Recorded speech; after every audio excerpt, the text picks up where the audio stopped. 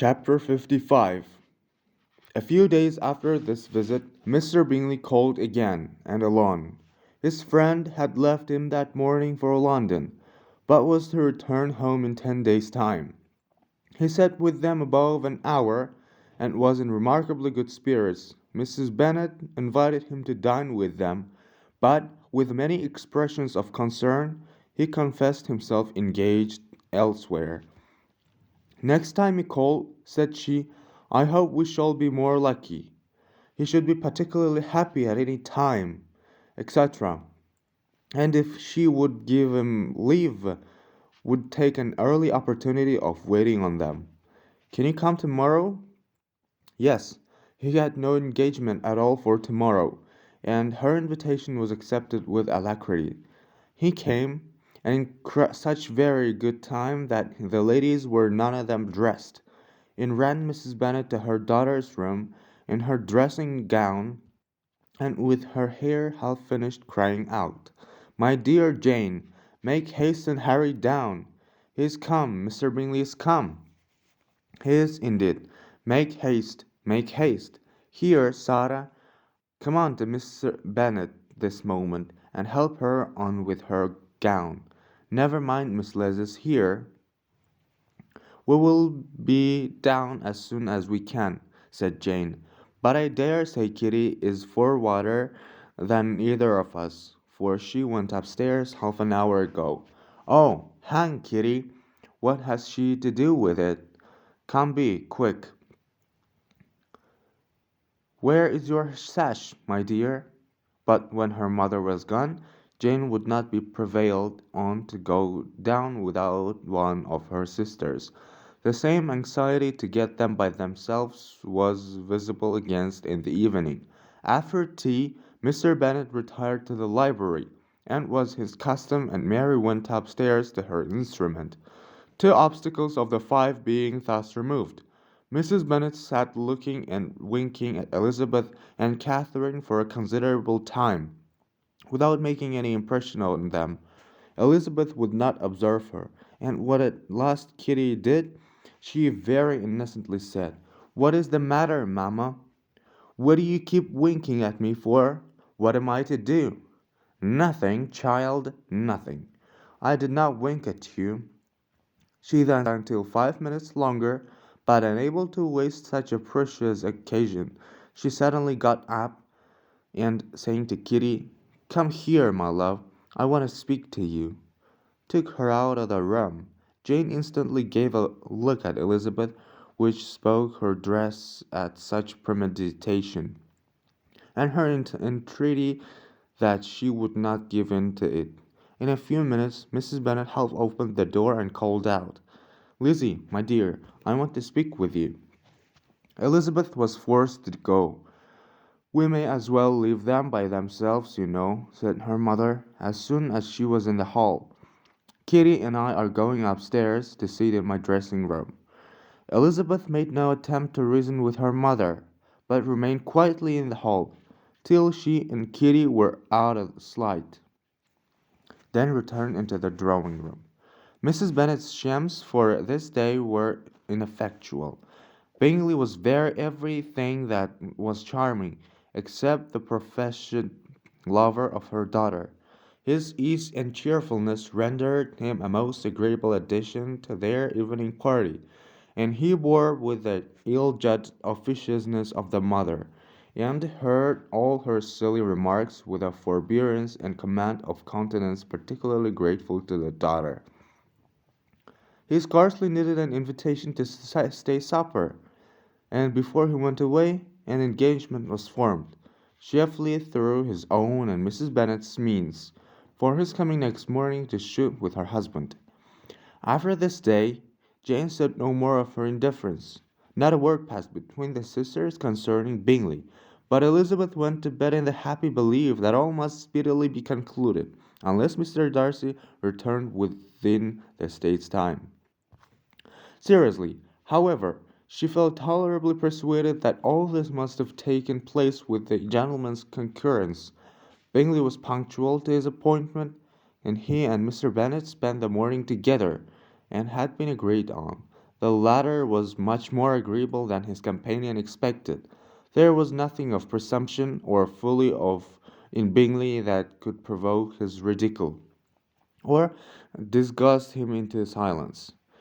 And he was more communicative and less eccentric than the other had ever seen him. Bingley, of course, returned with him to dinner, and in the evening Mrs. Bennet's invention was again at work to get everybody away from him and her daughter. Elizabeth, who had a letter to write, went into the breakfast room for the purpose of sooner after tea, for as the others were all going to sit down to cards, she could not be wanted to counteract her mother's shams. But on returning to the drawing room, when her letter was finished, she saw, to her infinite surprise, there was reason to fear that her mother had been too ingenious for her. On opening the door, she perceived her sister and Bingley standing together over the hearth, as if engaged in earnest conversation. And had this led to no suspicion, the faces of both, as they hastily turned round and moved away from each other, would have told it all. Their situation was awkward enough, but hers, she thought, was still worse. Not a syllable was uttered by either, and Elizabeth was on the point of going away again, when Bingley, who, as well as the other, had sat down, suddenly rose, and whispering a few words to her sister, ran out of the room. Jane could have no reserves from Elizabeth, where confidence would have pleasure and instantly embracing her, acknowledged with the liveliest emotion that she was the happiest creature in the world. "'Tis too much," she added, "but far too much. I do not deserve it. Oh, why is everybody as happy?" Elizabeth's congratulations were given with a sincerity, a warmth, a delight, which words could but poorly express. Every sentence of kindness was a fresh source of happiness to Jane, but she would not allow herself to say with her sister, or say half that remained to be said for the present. "I must go instantly to my mother," she cried. "I would not on any account trifle with her affectionate solicitude, or allow her to hear it from anyone but myself. He is gone to my father already. Oh, Lizzie, to know that what I have to relate will give such pleasure to all my dear family! How shall I bear so much happiness?" She then hastened away to her mother, who had purposely broken up to the card party, and was sitting upstairs with Kitty. Elizabeth, who was left by herself, now smiled at the rapidity and ease with which an affair was finally settled that had given them so many previous months of suspense and vexation. "And this," said she, "is the end of all his friends' anxious circumstation, of all his sister's falsehood and contrivance. The happiest, wisest, most reasonable end." In a few minutes she was joined by Bingley, whose conference with her father had been short and to the purpose. "Where is your sister?" said he hastily, as he opened the door. "With my mother upstairs. She would be down in a moment, I dare say." He then shut the door, and coming up to her, claimed the good wishes and affection of a sister. Elizabeth honestly and heartily expressed her delight in the prospect of their relationship. They shook hands with great cordiality, and then, till her sister came down, she had to listen to all he had to say of his own happiness, and of Jane's perfections. And in spite of the being a lover, Elizabeth really believed all his expectations of felicity to be rationally founded, because they had for basis the excellent understanding and super excellent disposition of Jane, and a general similarity of feeling and taste between her and himself. It was an evening of no common delight to them all. The satisfaction of Miss Bennet's mind gave a glow of such sweet animation to her face, and made her look handsomer than ever. Kitty simpered and smiled, and hoped her turn was coming soon. Mrs. Bennet could not give her consent or speak her approbation in terms warm enough to satisfy her feelings, though she talked to Bingley of nothing else for half an hour. And when Mr. Bennet joined them at supper, his voice and manner plainly showed how really happy he was. Not a word, however, passed his lips in allusion to Tate till their visitor took his leave for the night. But as soon as he was gone, he turned to his daughter and said, "Jane, I congratulate you. You will be a very happy woman." Jane went to him instantly, kissed him, and thanked him for his goodness. "You are a good girl," he replied, "and I have great pleasure in thinking you will be so happily settled. I have not a doubt of your doing very well together. Your tempers are by no means unlike. You are each of you so complying that nothing will ever be resolved on, so easy that every servant will cheat you, and so generous that you will always exceed your income. I hope not so. Imprudence or thoughtlessness in money matters would be unpardonable in me. Exceed their income. My dear Mr. Bennet, cried his wife, what are you talking of?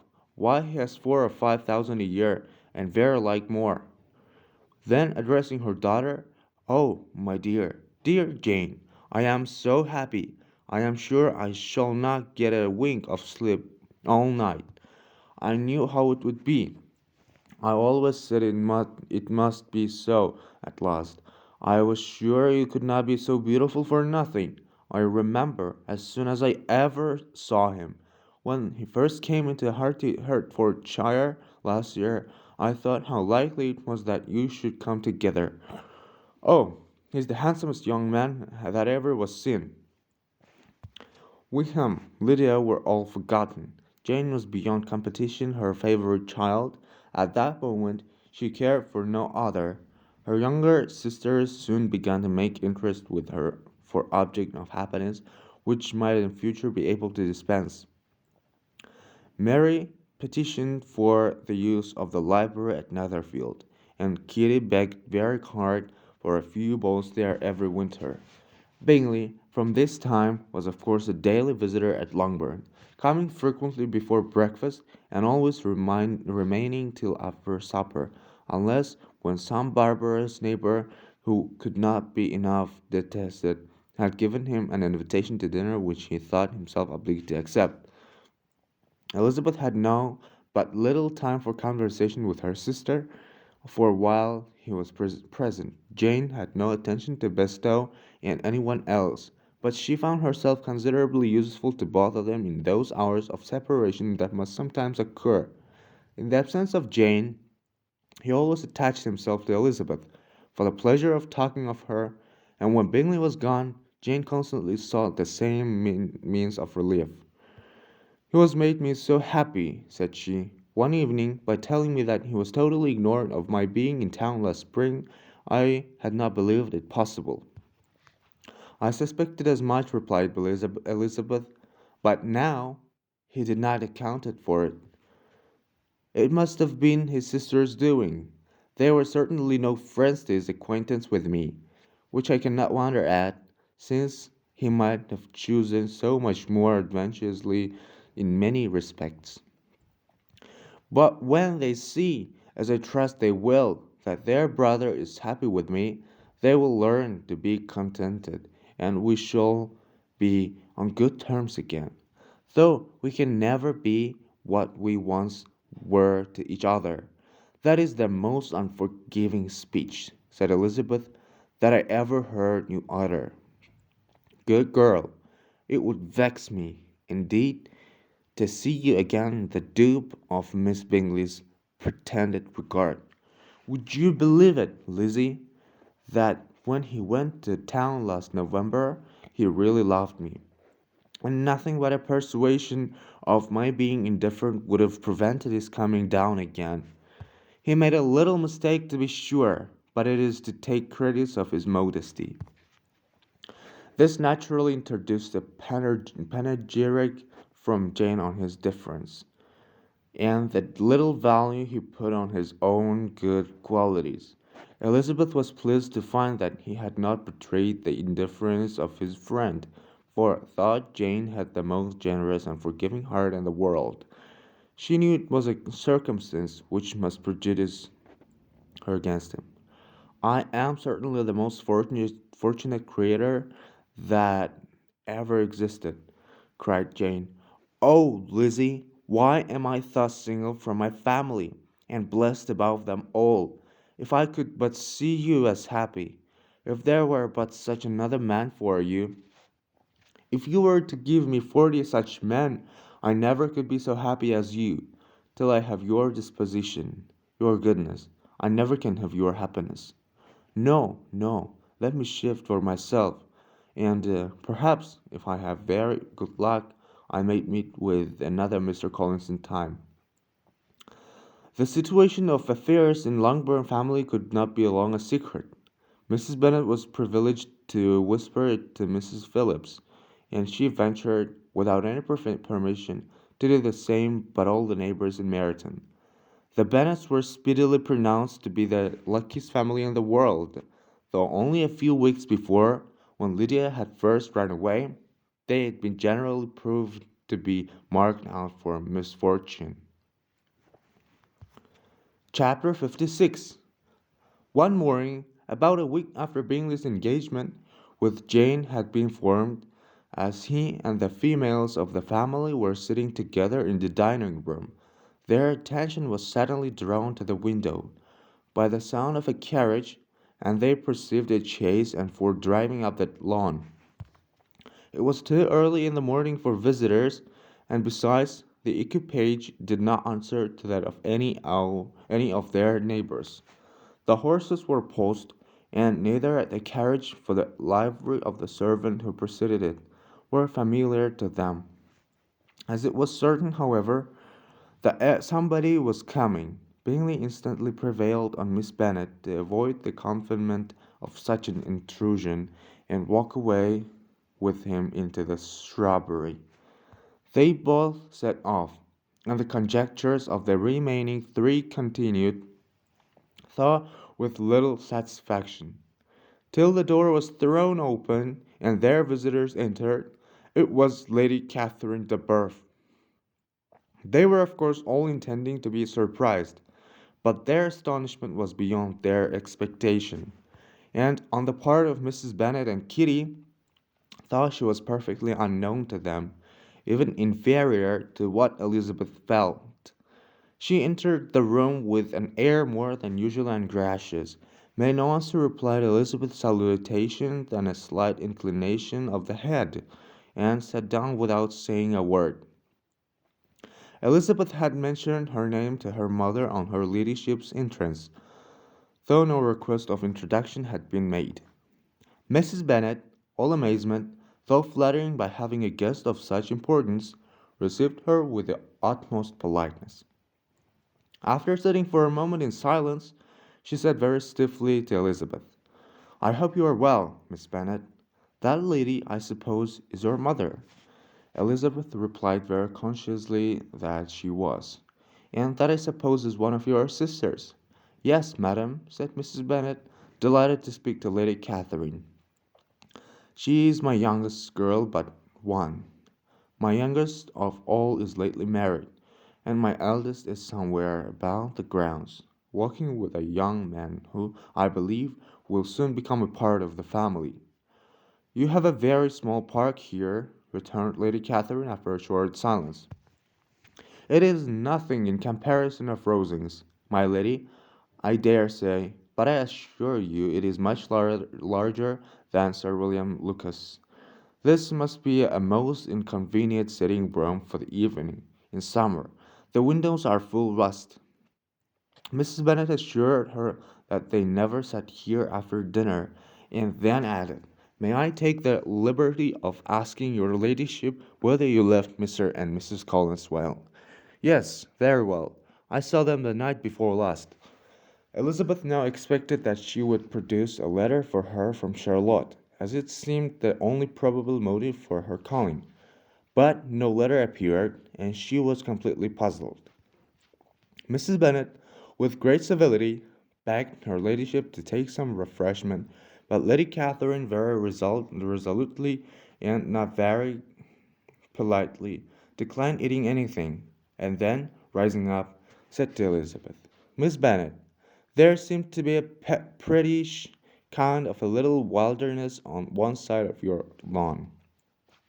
You should be glad to take a turn in it, and if you favor me with your company.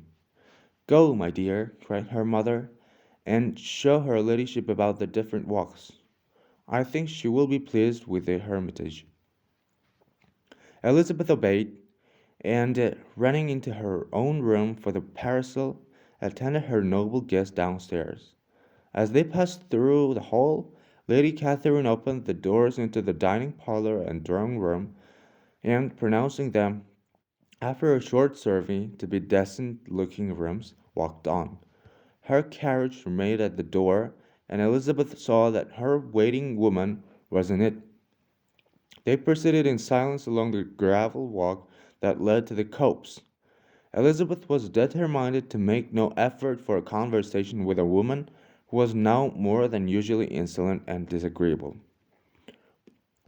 How could I ever think her like her nephew? Said she, as she looked in her face. As soon as they entered the copse, Lady Catherine began in the following manner. You can be at no loss, Miss Bennet, to understand the reason of my journey hither. Your own heart, your own conscience must tell you why I come. Elizabeth looked with unaffected astonishment. Indeed, you are mistaken, madam. You have not been at all able to account for the honour of seeing you here. Miss Bennet replied her ladyship in an angry tone. You ought to know that I am not to be trifled with. But however insincere you may choose to be, you shall not find me so. My character is for its sincerity and frankness, and in a cause of such moment as this, I shall certainly not depart from it. A report of a most alarming nature reached me 2 days ago. I was told that not only my sister was on the point of being most advantageously married, but that Miss Elizabeth Bennet would in all likelihood be soon afterwards united to my nephew, my own nephew, Mr. Darcy. Though I know it must be a scandalous falsehood, though I would not injure him so much as to suppose the truth of it is possible, I instantly resolved on setting off for this place, that I might make my sentiments known to you. If you believed it impossible to be true, said Elizabeth, colouring with astonishment and disdain, I wonder you took the trouble of coming so far. What could your ladyship propose by it? At once to insist upon having such a report universally contradicted. Your coming to Longbourn to see me and my family, said Elizabeth coolly, would be rather a confirmation of it. If needed, such a report is in existence. If do you then pretend to be ignorant of it? Has it not been introducedly circulated by yourselves? Do you not know that such a report is spread abroad? I never heard that it was. And can you likewise declare that there is no foundation for it? I do not pretend to possess equal frankness with your ladyship. You may ask questions which I shall not choose to answer. This is not to be borne. This Miss Bennet, I insist on being satisfied, has my nephew made you an offer of marriage. Your ladyship has declared it to be impossible. It ought to be so. It must be so, while he retains the use of his reason, but your arts and allurements may, in a moment of infatuation, have made him forget what he owes to himself and to all his family. You may have drawn him in. If I have, I shall be the last person to confess it. Miss Bennet, do you know who I am? I have not been accustomed to such language as this. I am almost the nearest relation he has in the world, and am entitled to know all his dearest concerns. But you are not entitled to know mine, nor will such behavior as this ever induce me to be explicit. Let me be rightly understood. This match, to which you have the presumption to aspire, can never take place. No, never. Mr. Darcy is engaged to my daughter. Now, what have you to say? Only this, that if he is so, you can have no reason to suppose he will make an offer to me. Lady Catherine hesitated for a moment and then replied, the engagement between them is of a peculiar kind. From their infancy, they have been intended for each other. It was the favorite wish of his mother as well as of hers. While in their cradles we planned the union. And now, at the moment when the wishes of both sisters would be accomplished in their marriage, to be prevented by a young woman in fair birth, of no importance in the world, and wholly unallied to the family. Do you pay no regard to the wishes of his friends?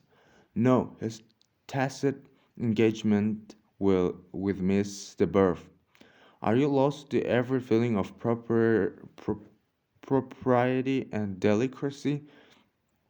Have you not heard me say that from his earliest hours he was destined for his cousin? Yes, and I had heard it before.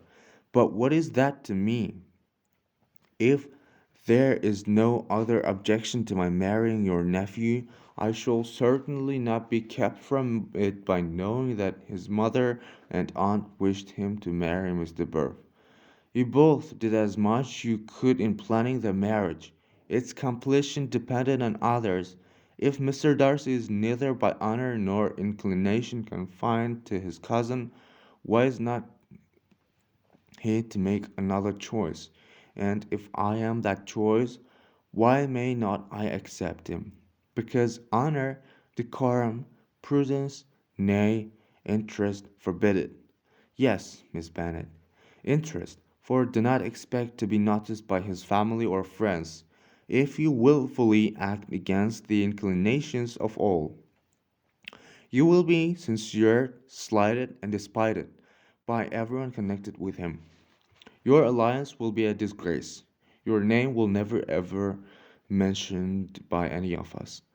These are heavy misfortunes, replied Elizabeth, but the wife of Mr. Darcy must have such extraordinary sources of happiness necessarily attached to her situation, that she could upon the whole have no cause to repine.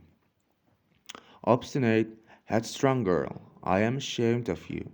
Is this your gratitude for my attentions to you last spring? Is nothing due to me on that score. Let us sit down. You are to understand, Miss Bennet, that I came here with a determined resolution of carrying my purpose, nor will I be dissuaded from it. I have not been used to submit to any person's whims. I have not been in the habit of brook disappointment. That will make your ladyship's situation at present more pitiable, but it will have no effect on me. I will not be interrupted. Hear me in silence. My daughter and my nephew are foreign for each other. They are descended on the maternal side from the same noble line, and on the father's from respectable, honorable, and ancient, through united families. Their fortune on both sides is splendid. They are destined for each other by the voice of every member of their respective houses. And what is to divide them? The upstart pretensions of a young woman without family, connections, or fortune. Is this to be endured? But it must not, shall not be. If you were sensible of your own good, you would not wish to quit the sphere in which you have been brought up. In marrying your nephew, I should not consider myself as quitting that sphere. He is a gentleman, I am a gentleman's daughter. So far we are equal. True, you are a gentleman's daughter. But who is your mother? Who are your uncles and aunts? Do not imagine me ignorant of their condition. Whatever my connections may be, said Elizabeth, if your nephew does not object to them, they can be nothing to you. Tell me once for all, are you engaged to him? Though Elizabeth would not, for the mere purpose of obliging Lady Catherine, have answered this question. She could not but say, after a moment's deliberation, I am not. Lady Catherine seemed pleased. And will you promise me never to enter such an engagement? I will make no promise of the kind. Miss Bennet, I am shocked and astonished. I expected to find a more reasonable young woman. But do not deceive yourself into a belief that I will ever recede. I shall not go away till you have given me the assurance I require. And I certainly never shall give it. I am not to be intimidated into anything so wholly unreasonable. Your your ladyship wants Mr. Darcy to marry your daughter, but would my giving you the wished for promise make their marriage at all more probable? Supposing him to be attached to me, would my refusing to accept his hand make him wish to bestow it on his cousin? Allow me to say, Lady Catherine, that the arguments with which you have supported this extraordinary application have been as frivolous as the application was ill judged. You have widely mistaken my character. If you think I can be worked on by such persuasions as these, how far your nephew might approve of your interference in his affairs, I cannot tell. But you have certainly no right to concern yourself in mine. I must beg, therefore, to be importuned no further on this subject. Not so hasty, if you please. I have no means done. To all the objections I have already urged, I have still another to add. I am no stranger to the particulars of your youngest sister's infamous elopement. I know it all, that the young man's marrying her was a patched up business, at the expense of your father and uncles, and is such a girl to my nephew's sister, is her husband, who is the son of his late father's steward, to be his brother. Heaven on earth, of what are you thinking? Are the shades of Pemberley to this thus polluted? You can now have nothing further to say, she resentfully answered. You have insulted me in every possible method. I must beg to return to the house. And she rose as she spoke. Lady Catherine rose also, and they turned back. Her ladyship was highly incensed. You have no regard, then, for the honor and credit of my nephew. Unfeeling, selfish girl. Do you not consider that a connection with you must disgrace him in the eyes of everybody? Lady Catherine, I have nothing further to say. You know my sentiments. You are then resolved to have him. I have said no such thing. I am only resolved to act in that manner which will, in my own opinion, constitute my happiness, without reference to you or to any person so wholly unconnected with me. It is well. You refuse, then, to oblige me? You refuse to obey the claims of duty, honor, and gratitude? You are determined to ruin him in the opinion of all his friends and make him the contempt of the world? Neither duty, nor honor, nor gratitude, replied Elizabeth, have any possible claim on me in the present instance. No principle of either would be violated by my marriage with Mr. Darcy, and with regard to the resentments of his family, or the indignation of the world, if the former were excited by the marrying me, it would not give me one moment's concern, and the world in general would have no too much sense to join in the scorn. And this is your real opinion? This is your final resolve? Very well. I shall not know how to act. Do not imagine, Miss Bennet, that your ambition will ever be gratified. I came to try you. I hoped to find you reasonable. But, depend upon it, I will carry my point. In this manner, Lady Catherine talked on, till they were at the door of the carriage, when, turning hastily round, she added, I take to no leave of you, Miss Bennet. I sent no compliments to your mother. You deserve no such attention. I am most seriously displeased. Elizabeth made no answer, and, without attempting to persuade her ladyship to return into the house, walked quietly into it herself. She heard the carriage drive away as she proceeded upstairs. Her mother impatiently met her at the door of the dressing room to ask why Lady Catherine would not come in again and rest herself. She did not choose it, said her daughter. She would go. She is a very fine looking woman, and her calling here was prodigiously civil, for she only came, I suppose, to tell us the colonists were well. She is on her road somewhere, I dare say, and so passing through Meryton, thought she might as well call on you. I suppose she had nothing particular to say to you, Lizzie. Elizabeth was forced to give you a little falsehood here, for they acknowledged the substance of their conversation was impossible.